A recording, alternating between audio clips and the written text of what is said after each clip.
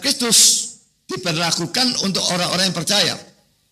Sehingga sekalipun saya orang berdosa, saya dianggap sebagai orang benar. Justification. Ya.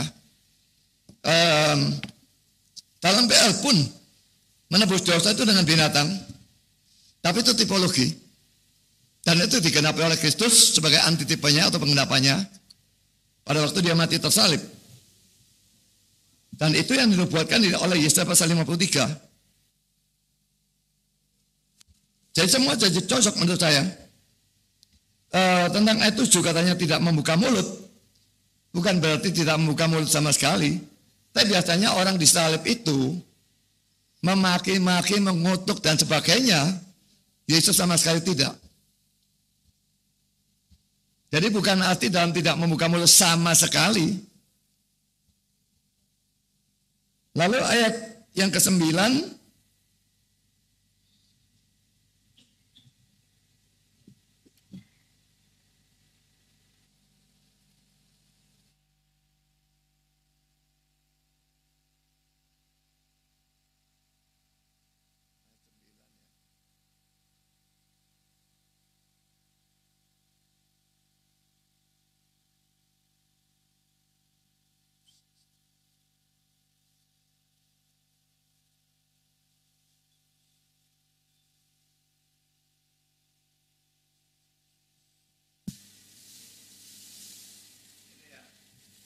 Kita dilihat di sana. Ini ayat yang Pak Don dipersoalkan kan, kata yang Pak Don dipersoalkan kan ya. Memang bentuk jamak ya. Noun, common, masculine, plural.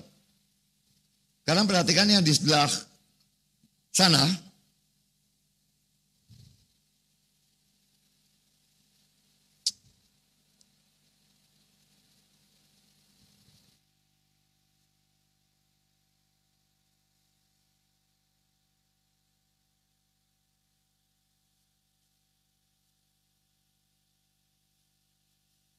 Ini ya, poin B, plural intensif. Jadi bentuk jamak untuk menggambarkan penekanan. Dan saya pernah membaca satu kata-kata pada waktu orang mati di salib itu, dia mati 1,000 death. Saking mengerikannya penyaliban itu, sampai dikatakan mati 1000 kali. Jadi cocok dengan ini, menggunakan bentuk jamak untuk penekanan betapa penderitaan orang yang mati di salib itu. Jadi tidak ada masalah dengan bentuk jamaknya. Itu plural intensif di sini untuk menekankan. Lalu Lukas 23 ayat 46.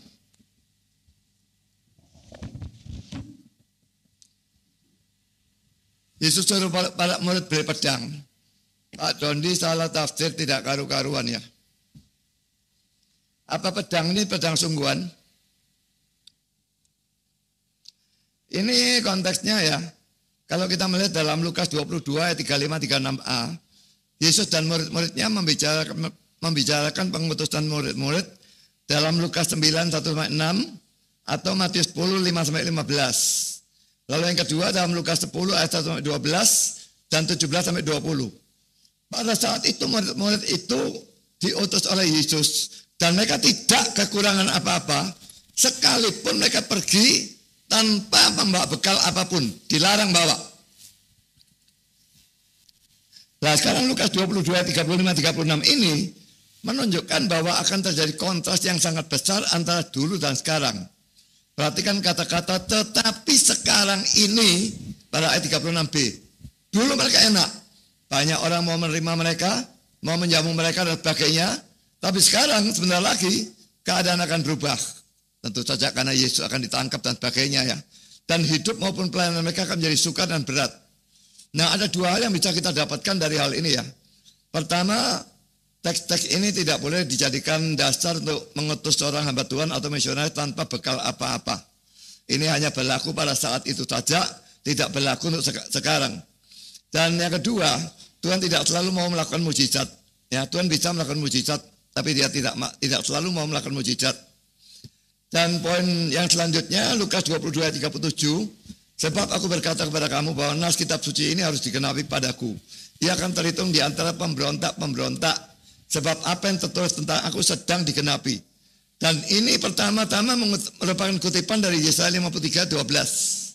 Ya, Yesus yang adalah orang benar itu harus dianggap sebagai pemberontak. Kalau dalam NIV diterjemahkan transgressors atau pelanggar hukum. Supaya kita yang adalah pemberontak atau pelanggar hukum bisa dianggap sebagai orang benar. Jadi selalu dia menggantikan kita supaya kita dibalik ya. Orang benar dijadikan pemberontak, dihukum mati sebagai pemberontak, supaya kita yang pemberontak dijadikan orang benar. Yang dua, Yesus mengutip Yesaya 53:12 untuk menunjukkan bahwa firman Tuhan sudah menubuatkan bahwa ia akan dianggap sebagai pemberontak atau pelanggar hukum, dan sebentar lagi nubuat itu akan digenapi. Dalam bahasa Matius 26 ayat 47 dan 55, dia ditangkap seperti penyamun. Dalam Matius 26 ayat 65, ia dianggap sebagai penghujat. Dalam Matius 27 ayat 63, ia dianggap penyesat, NIV deceiver, penipu. Lalu salib, poin D, adalah hukuman untuk orang yang sangat jahat dan terkutuk. Galatia 3:13 dan Ulangan 21 ayat 23. Yang poin E, dia mati di antara dua penjahat. Bandingkan Yesaya 53 ayat 9 dan 12, Markus 15 ayat 27 dan 28. Karena dia dianggap sebagai orang jahat, maka jelas murid-muridnya juga tidak akan diterima seperti dulu. Inilah yang menyebabkan hidup dan pelayanan murid-murid akan menjadi berat dan sukar. Dan ini alasan mengapa kontras dulu dan sekarang itu akan terjadi. Sekarang saya soroti ayat yang menjadi persoalan dalam Lukas 22:36b. Tapi sekarang ini siapa yang punya pundi-pundi, hendaklah yang membawanya. Tadi tidak boleh bawa, sekarang harus bawa.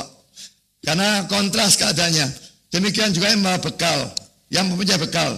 Dan siapa yang tidak mempunyainya, hendaklah yang membeli jubahnya dan membeli pedang. Apa arti pedang ini?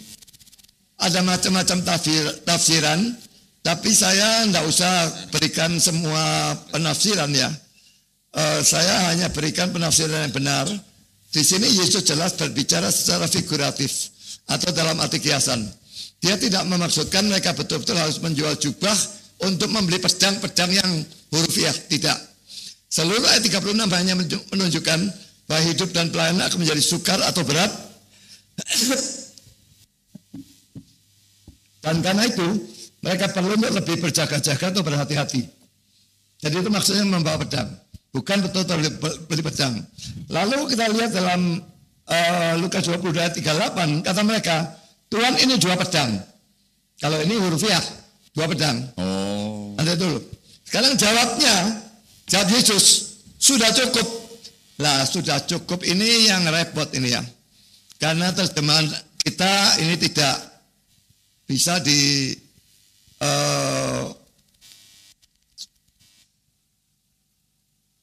tidak menunjukkan apa-apa. Sudah cukup itu seakan-akan dua pedang sudah cukup. Itu kan mustahil. Mereka punya 11 murid. Bagaimana dua pedang cukup 11 murid? Itu pertama. Dan kedua, dalam terjemahan bahasa Inggris, it is enough atau that is enough. Kalau itu dua pedang, mestinya they are enough atau those are enough. Tapi ini bentuk tunggal. It is enough. Pasti it itu bukan menunjuk pada dua pedang. Jadi menunjuk apa? Mungkin menunjuk pada pembicaraan mereka karena sudah tidak ada waktu lagi, atau karena Yesus jengkel dengan murid-muridnya yang selalu salah tafsir tentang kata-kata dia. Dia memaksudkan pedang dalam arti kiasan, mereka pikir pedang dalam arti hurufiah. Jadi ini bukan dalam arti kekerasan, sama sekali tidak. Oke, saya nambah ya Pak. Kata kekerasan yang dipakai di sana kan menggunakan kata Hamas. Dan kalau kata itu diselidiki, itu menyangkut tindakan-tindakan kekerasan seperti pembunuhan, pembantaian, perampokan yang melanggar kehendak Tuhan. Dan kalau itu artinya demikian, sebenarnya tidak bisa atau terlalu mengada-ada ketika Bapak mengaitkan tindakan Yesus membersihkan bait Allah itu sebagai tindakan kekerasan, karena dia tidak membunuh atau melakukan kejahatan apapun. Sekarang bisa melihat bahwa di dalam Alkitab ya, atau di dalam Perjanjian Lama juga Musa, Daud, Samuel, pemimpin-pemimpin besar lain itu melakukan pembunuhan, tapi tetap tidak dianggap kekerasan. Karena apa? Karena Tuhan memerintahkan mereka, misalnya menghukum penyembah berhala, itu tidak dianggap sebagai kekerasan. Sehingga bagaimana mungkin Yesus yang bahkan tidak melakukan seperti tokoh-tokoh Perjanjian Lama yang membunuh, itu bisa dianggap sebagai melakukan kekerasan. Kedua, sekarang Pak, hamba yang menderita tersebut tidak melakukan kekerasan. Dengan pengertian, kalau Yesus yang mengusir atau membersihkan bait Allah saja Bapak anggap itu kekerasan. Sekarang saya mau tanya Pak, menurut Bapak, Israel itu melakukan kekerasan enggak? Israel yang Bapak anggap sebagai hamba yang menderita di sini, itu dia melakukan kekerasan atau tidak? Ingat, Yesus hanya membersihkan bait Allah, Bapak anggap kekerasan. Kalau Israel, dalam sejarah mereka, melakukan kekerasan tidak? Melakukan. Nah, kalau Bapak anggap melakukan, maka kalau Yesus saja yang seperti itu Bapak sudah menganulir karena dia dianggap kekerasan, apalagi Israel. Maka Bapak sebenarnya menggugurkan pandangan Bapak bahwa itu adalah Israel. Kalau Bapak terima, dia melakukan kekerasan. Oke. Baik. Kalau Pak Budi mengatakan bahwa pedang yang di ayat Lukas 22:36 sebagai pedang rohani ya Pak ya, betul ya, kurang lebih ya? Nah, kiasan ya, menunjukkan hidup itu makin berat. Iya, pedang rohani lah ya Pak ya. Bukan pedang rohani ya, kalau pedang rohani jadi firman Allah nanti. Itu lain. Kalau yang 38 jadi tadi bukan kiasan atau kiasan. Yang ayat 38 yang mereka bawa dua Sudah pedang. Cukup, ya. Kalau dua pedang itu sungguh-sungguh. Itu literal. Hurufiah ya. Jadi mereka salah mengerti. Jadi mereka salah mengerti. Yesus maksudkan kiasan, mereka pikir hurufiah, mereka tunjukkan ada dua pedang. Oh. Jadi dari mana Bapak tahu kalau Yesus berpikir bahwa udahlah daripada murid-murid gua pada nggak paham gitu ya, udah bilang udah cukup gitu ya. Dari mana Bapak bisa mendapatkan itu Pak? Pemikiran seperti itu Pak. Saya kan cuma sebelum saya lanjutkan ya Pak ya, silakan. Okay. Saya kan cuma mengatakan itu kemungkinan. Tapi it is enough jelas bukan menunjuk pada dua pedang. Itu yang paling penting. Itu tidak bisa menunjuk pada dua.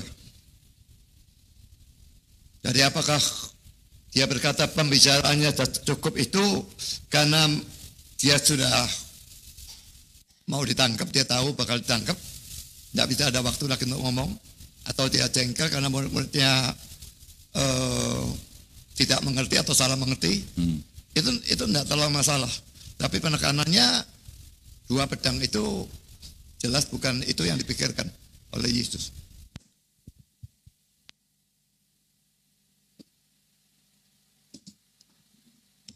Nah, jadi kalau Bapak mengatakan di ayat 36 kiasan, di ayat 38 literal gitu.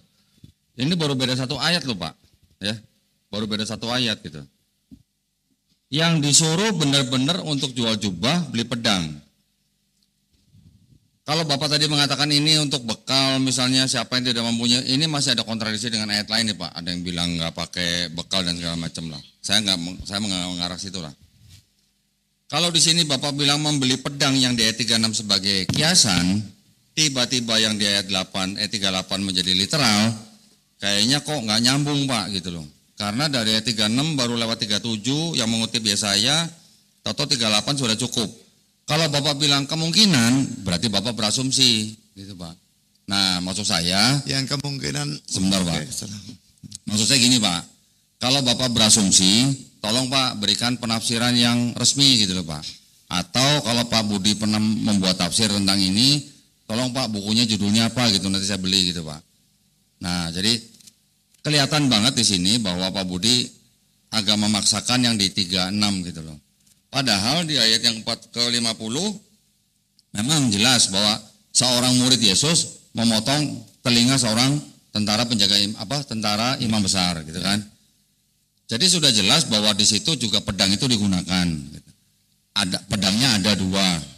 Kalau Bapak mau berkilah dengan it's enough atau that's enough, saya rasa itu juga tidak terlalu signifikan Pak ya. Untuk untuk menekankan pedang ini 2 atau 1 atau banyak begitu. Masih bisa dikatakan gitu Pak dengan it's enough atau that's enough juga. That itu juga di situ juga bisa untuk menunjukkan jamak juga Pak gitu. Atau ya istilahnya ini bahasa gitu loh ya, dengan they are enough juga boleh-boleh saja. Tapi maksud saya di situ ada kelihatan Bapak berasumsi gitu. Oke. Kemudian apa tadi yang mengenai Israel? Oh ya, mau Mika 52 dulu atau gimana Pak? Ini mumpung ada yang mau mualaf katanya. Apa? Katanya tadi ada yang mau mualaf tadi. Kalau bilang buat road tadi. Apanya? Tadi Bapak bilang kan mau mualaf kalau saya bisa buktikan bahwa Mika 52 untuk road gitu kan. Iya. Saya jawab ini dulu ya. Tapi gini, karena saya harus menjelaskan ini cukup panjang. Waktu saya gimana nih? Tetap gini. Ya tetap Waktu lah. tetap Ya berjalan. sudahlah, nggak apa-apa. Siapa tahu ya Pak ya. Bismillah gitu. Ini cukup panjang Pak, soalnya ada hampir 50 slide Pak, saya harus jelaskan ke Bapak. Ya. Kalau enggak bisa Bapak yang murtadin, Hah? Apa? kalau enggak bisa jelaskan Bapak yang murtadin berani enggak? Oh enggak, saya nggak perlu Pak. Saya harus menjelaskan ini masalah 50 slide nih, tolong diperlihatkan nih. Nah, tolong diperlihatkan.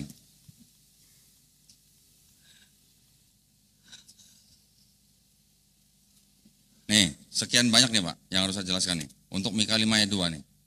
Ya. Saya secara cepat aja Pak ya. Nanti kalau Bapak mau diskusi sama saya berdua boleh. Nanti kalau Bapak sadar saya nggak bilang-bilang dulu nggak apa-apa. Oke. Ini pengantar nih Pak, Mika 5 ayat 2 nih. Di TB, Matius 2 ayat 1, 5 dan 6. Sesudah Yesus dilahirkan di Bethlehem, dalam tanda saya garis bawahi Pak ya. Ayat 5, mereka berkata kepadanya, di Bethlehem. Ayat 6, engkau Bethlehem. Semua menulis kata Bethlehem sebagai nama kota. Di KJV juga sama, Bethlehem, Bethlehem, Bethlehem. Nah, di sini yang perlu digarisbawahi adalah ada kata-kata apa? Dan engkau Bethlehem, tanah Yehuda, engkau sekali-kali bukanlah yang terkecil di antara mereka yang memerintah Yehuda. Oke? Kita bandingkan lagi di dalam Mika 5 ayat 1. Kita lihat di perjanjian lamanya nih. Tetapi engkau, hai Bethlehem, Efrata, hai yang terkecil di antara kaum-kaum Yehuda, daripadamu akan bangkit bagiku seorang yang memerintah Israel, yang permulaannya sudah sejak purbakala, sejak dahulu kala. Di KJV, Bethlehem Efrata, be a little among the thousands of Judah, have been from everlasting. Ini saya baru membandingkan dulu nih. Nah sekarang kita bandingkan dengan terjemahannya orang Yahudi. Orang siapa? Yahudi, Judaism. Ya, dari Judaism. And you, O Bethlehem of Ephrat, least among the clans of Judah, from you one shall come forth to rule Israel for me, one whose origin is from ancient times. Kenapa saya harus bacakan ini pelan-pelan? Karena nanti ada hubungannya. Kita bandingkan lagi terjemahan Yahudi dan Kristen. King James di Matius 26, and thou Bethlehem. Di King James Old Testament, but thou Bethlehem Ephrata. Di Jewish translation, and you Bethlehem Ephrata. Di sini ada kata-kata berbedaannya apa? Of all from everlasting di KJV, from all from ancient days. Ya.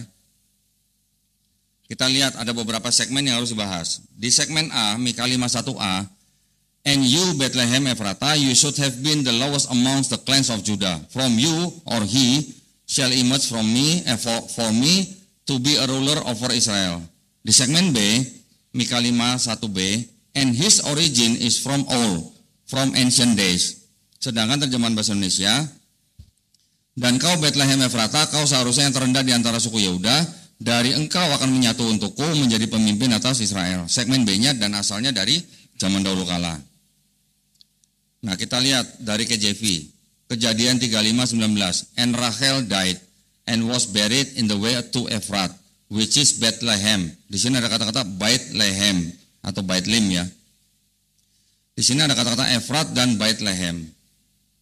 Menurut analisis, mungkin versi segmen A yang lebih akurat, dan dengan demikian Mika 5:1 adalah, dan kamu keluarga Lehem atau dari Efrata. Kamu seharusnya menjadi yang terendah di antara suku-suku Yehuda. Dari kamu atau dia akan muncul untuk aku menjadi penguasa atas Israel. Jadi sudah ada perubahan pengertian dari Bethlehem nama kota dengan Bethlehem keluarga Lehem.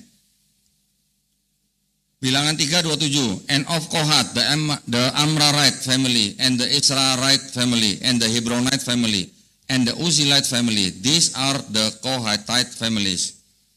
Kehat terdiri dari kaum Amram, kaum Yisar, kaum Hebron, kaum Uzil, itulah kaum-kaum Kehat. Nah, kita lihat di 1 Samuel 16 ayat 1. And the Lord said to Samuel, until when will you mourn for Saul, that I have rejected him from reigning over Israel? Fill your horn with oil and go, I will send you to Jesse the Bethlehemite. Perhatikan di sini ada kata-kata Bait Halahmi, for I have found among his sons of a king for me. Berfirmanlah Tuhan, nanti para penonton bisa baca ya terjemahannya ya.